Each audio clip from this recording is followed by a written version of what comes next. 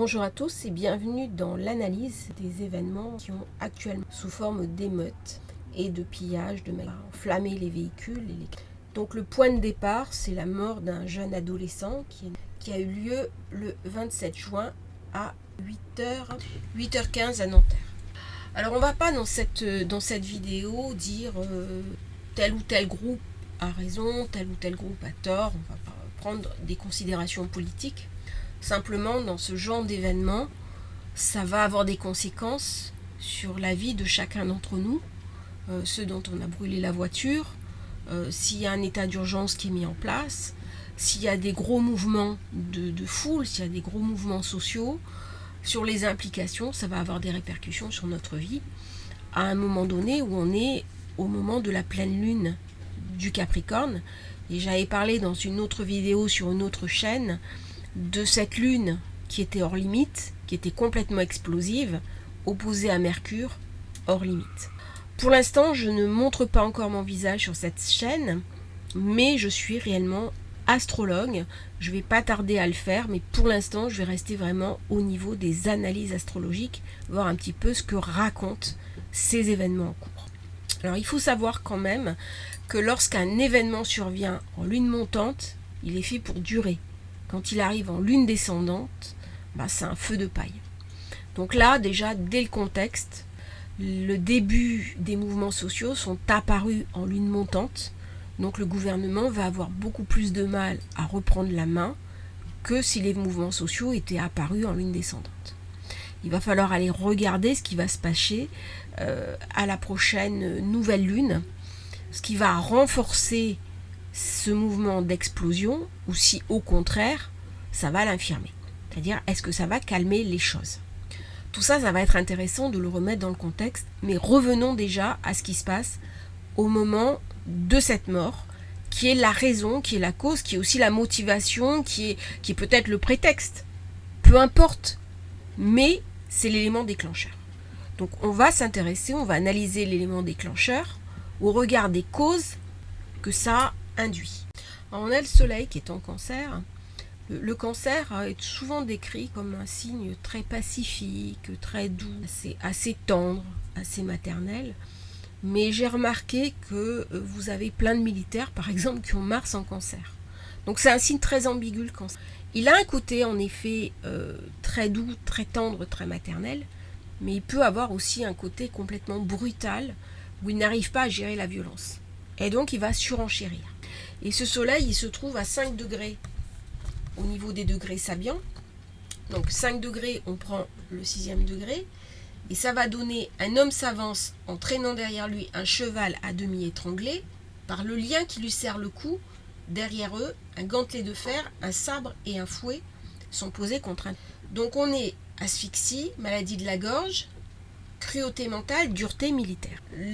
L'asphyxie, ça fait penser vraiment aux bombes lacrymogènes. Donc tout ce qui est les bombes lacrymogènes sont signifiées par ce degré. Lequel soleil se trouve en maison 12. La maison de l'enfermement, la maison des émeutes, la maison des révolutions, la maison où c'est le feu qui couvre sous la marmite qu'on ne voit pas forcément. La maison où il va y avoir un nombre d'arrestations très important. Mais la question à se poser après, c'est qu'est-ce qu'on va faire de tous ces gens qui ont été arrêtés ? Parce qu'il n'y a pas de place en prison. Et tout ça, le soleil en cancer, carré à Neptune, vient le raconter. C'est-à-dire qu'il y a un décalage entre ce qu'on aimerait faire et puis la réalité à laquelle on est confronté. C'est-à-dire c'est bien beau d'arrêter des gens, mais encore faut-il en faire quelque chose.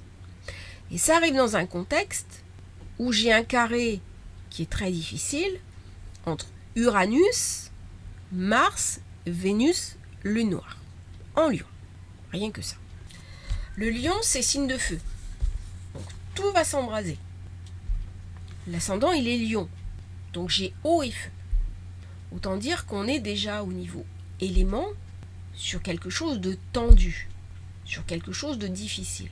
Et le carré Uranus-Mars, c'est toujours des moments où il y a soit des accidents importants, soit des éléments déclencheurs imprévisibles, comme des émeutes, comme des mouvements de foule que représente le Cancer, la Lune va représenter la foule, mais qui est hors de contrôle, puisque sur cette pleine Lune, on a une Lune qui est hors limite et qui est hors de contrôle. Alors le Soleil se trouve en 12, il y a quelque chose qui brûle sur la main, comme s'il y avait de l'ordre de l'incompréhension. Et en maison 1, qui se trouve en 2, donc sur un degré de tri, on a Vénus, conjoint Lune Noire, Mars, carré Uranus. Et le carré Uranus-Mars, ça donne toujours des explosions. Comment est-ce que je vais passer la crise ? Est-ce que je la passe ? Alors ça, c'est valable aussi bien d'un point de vue sociétal que d'un point de vue individuel. Le sociétal étant le cumul des inconscients individuels. C'est-à-dire que quand il y a une crise, quand il y a une incompréhension, quand il y a une souffrance, quand il y a un cumul de sentiments d'injustice, il y a une différence entre l'injustice réelle, l'injustice vécue, l'injustice ressentie, et l'injustice qui est mon sentiment d'injustice qui est à l'intérieur de moi. Eh bien, dans ce carré à Uranus, on est sur une éruption brutale. D'autant plus brutale qu'on a la Lune Noire. Alors la Lune Noire, elle empêche. Autant Vénus-Mars, ça va donner quelque chose de conciliant, autant la Lune Noire, elle va renforcer complètement le côté très sombre de Mars. En sachant que le nœud nord se trouve à quelques encablures du Bélier. Donc on est déjà sur le présupposé de ce qui va arriver, c'est-à-dire nœud nord qui est en Bélier. On quitte le Taureau. Alors, nœud nord en Taureau, c'est la pacification. La pacification, on a échoué. C'était le moment idéal de faire la paix. On a échoué. On a préféré rester sur nœud sud en Scorpion, qui est la guerre, qui est la souffrance, qui est la douleur. Et ben on se retrouve là, nœud nord en Bélier, qui va à la rencontre de quoi ? De Chiron, qui est la blessure originale. Quand on va se retrouver avec une nœud nord, ça va être quelque chose d'explosif. Bon, c'est pas tout de suite. Mais là, on est sur un risque sociétal important. C'est-à-dire, quel est mon regard à moi ? Si je pars du principe que l'autre, il a forcément tort, on est dans un choc, voire même un choc de civilisation, ce qu'appellent certains. Comment est-ce qu'on va pouvoir tendre une passerelle entre les deux ? Par le dialogue. Le dialogue, c'est Mercure. Mais parler pour parler, si je ne suis pas écoutée, c'est le choc des âmes. C'est ce que Mère Sphira. Là, on est dans le choc des âmes. Bien, pas bien, c'est un autre problème. On n'est pas forcément dans quelque chose qui est moral, qui est éthique. On est dans le choc des âmes. Le choc des âmes, c'est la brutalité à l'état. Et ça arrive tout ça à un moment donné où, en plus, il y a cet ascendant qui est carré à Jupiter. Jupiter, c'est les structures, les fondements de la société. Saturne apparaît beaucoup plus comme l'administration, comme les rouages administratifs, qui lui va chercher à contrebalancer ça. Mais Saturne est rétrograde, qui n'aura pas la pleine puissance, de stabilité, d'autant qu'il se retrouve. Donc on est sur quelque chose qui est... Ce carré, à mon avis, Uranus, Vénus, Lune Noire, Mars, est assez dramatique. Il laisse entrevoir des très explosifs, très douloureux, très violents, pendant quelques temps. D'autant que tout ce qui arrive montante, ça met du temps. On va voir maintenant au niveau de ce que ça vient raconter par rapport à cet événement arrivé quelques jours. Donc sur la pleine lune, on a Soleil, Mercure. C'est tout ou rien. Ou c'est la célébrité, l'argent. Sirius, il y a quelque chose de très inquiétant. C'est la planète la plus brillante, enfin c'est pas une planète, c'est un astéroïde, une étoile fixe, qui amène toujours quelque chose.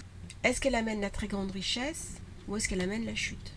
Et là, avec l'opposition Lune, Mercure, hors limite, on n'est pas arrivé d'un coup à ce hors limite. C'est-à-dire il y a une préparation. Et tout ce qui s'est passé avant, dans les jours d'avant, ça amène à ce hors limite. C'est-à-dire aujourd'hui, il n'y a plus de limite dans ce qui se passe. Il n'y a plus de limite, non seulement au niveau sociétal, mais aussi moi par rapport à moi. C'est-à-dire que pendant quelques jours, je vous invite au calme avec vos proches. Parce que vous allez voir des choses très surprenantes. Les gens vont s'emballer pour un oui, pour un non. Et dans nos relations humaines, c'est très important de garder la tête froide. Là, je vous invite vraiment, vraiment à garder la raison. Parce que tout est possible. Et vous allez le voir au niveau intérieur, il va falloir des trésors de diplomatie, il va falloir vraiment être au clair avec soi-même, et ça c'est la force des gens qui ont travaillé sur eux, c'est-à-dire qui savent où sont les ombres, pour ne pas se laisser entraîner dans un tout émotionnel qui de toute façon va se retourner. Donc c'est pas le moment par exemple de divorcer, de prendre des décisions hâtives, de quitter son boulot sur un coup de tête, parce que c'est ce qu'on va avoir envie de faire. Là on est vraiment dans une configuration coup de tête. Normalement Saturne vient calmer la Lune. Lune en Capricorne, elle est calme. Hein. Bah là non pas. Elle a qu'une envie, c'est de tout casser, tout détruire. C'est rien à foutre. Donc c'est une Lune qui apparaît comme effervescente, mais aussi comme dangereuse, puisqu'elle a plus de limites. Et quand la Lune a plus de limites, bah, tout est possible. Et dans ma vie, quand j'ai plus de limites, jusqu'où je vais? C'est ça la question à se poser. Mais où va aussi l'autre? Quand l'autre est prévenu que c'est une période hors limite, bah à ce moment-là, on le sait. On peut calmer le jeu. On peut reprendre la tête. Ah, Mercure aussi est hors limite. Ah oui, mais si je le sais, et j'arrive à le contrôler. Et c'est là la force des personnes qui sont au courant. C'est-à-dire que quand on a déjà travaillé sur soi, quand on est au clair avec ses émotions, avec qui on va gérer positivement. Parce que c'est une période incroyable pour changer, pour surfer sur la vague et pour dire les choses. C'est une période incroyablement grandissante, comme toute période de tension. Quand on est dans une période de calme, on est dans une période entre guillemets d'endormi. Là, au contraire, c'est un réveil. C'est un réveil brutal et c'est un réveil à la gueule de bois. Tout le monde était persuadé que ça ne pouvait pas arriver. Et c'est pas ça que la Lune hors limite et Mercure hors limite viennent raconter. D'un coup, il y a un incident, un incident dramatique, c'est clair. Là, on parle quand même de la mort d'un jeune. Et là, tout va s'emballer. Mais ça vient s'emballer pour d'autres raisons que la mort de ce jeune. Tout l'art, ça va dire pourquoi. Et c'est le même parallèle auquel on est invité à titre personnel, c'est-à-dire dans ma vie. Pourquoi les choses viennent s'emballer? Il y a une historicité. Et comment je vais crever l'abcès, comment je vais nettoyer la plaie avant que ça s'infecte, que j'arrive à une gangrène et qu'il faille me couper un membre. Bon, je caricature un peu sur la fin, mais en gros c'est ça. C'est-à-dire qu'on est invité à comprendre ce qui ne va pas. Qu'est-ce qui me pourrit la vie? Qu'est-ce qui m'empêche? Qu'est-ce qui est réellement important? J'ai eu une conversation ce matin avec une personne qui, je lui ai dit, voilà, qu'est-ce qui est important pour toi? Elle était en train de se faire happer par l'univers d'un ami, et de rentrer dans cet univers. Je lui ai dit non, le plus important c'est toi. Comment tu vas pouvoir protéger ton univers? Est-ce que c'est l'opinion de cette personne ou ton opinion à toi? C'est ça aussi que Mercure hors limite. Qu'est-ce qui est du domaine du monde de l'autre, de l'univers de l'autre, et qu'est-ce qui est du domaine de mon univers? Parce que les gens dont on a brûlé leur voiture, ils sont pour rien. Non, ils sont des victimes collatérales. Et ils sont entraînés malgré eux dans un univers qui n'est pas le leur. C'est ça, là, que Mercure hors limite. Comment l'univers de l'autre va venir polluer le mien. Donc c'est un moment de la pleine lune, des émeutes qui sont dramatiques, mais qui à mon avis vont pendant quelque temps continuer à prospérer. Ça va venir repartir et ça va être cyclique. Mais il va falloir nettoyer de toute façon le carré Uranus-Mars, Vénus, Lune noire. Donc on est parti pour quelques temps, avec bien sûr d'enfermement, puisque le soleil se retrouve maison 12 qui est la prison. Hein. Là, le thème de la mort, c'est le thème déclencheur. Et soleil en 12. Alors c'est vrai qu'il y a beaucoup d'arrestations, et quelles vont être les places qu'on va mettre. Donc s'il y a une incapacité du police, on va s'acheminer, mettre tout le monde, entre guillemets, on pourrait dire peut-être, vers un état d'urgence pour l'été. Et ça corrobore un peu ce que j'avais dit sur la pleine lune, qu'elle n'allait pas être aussi drôle, cet été n'allait pas être aussi... Donc ça fait partie des risques de ce thème, où si les pôles n'est vraiment pas à reprendre la main, eh bien il est tout à fait possible qu'on s'achemine un nouvel état d'urgence. Voilà, j'espère que ça vous aura intéressé. N'hésitez pas à vous abonner, à liker la vidéo, et puis je ne vais pas tarder à apparaître non plus, mais c'était plus simple pour moi de prendre cette forme. Belle journée à tous, à bientôt, au revoir.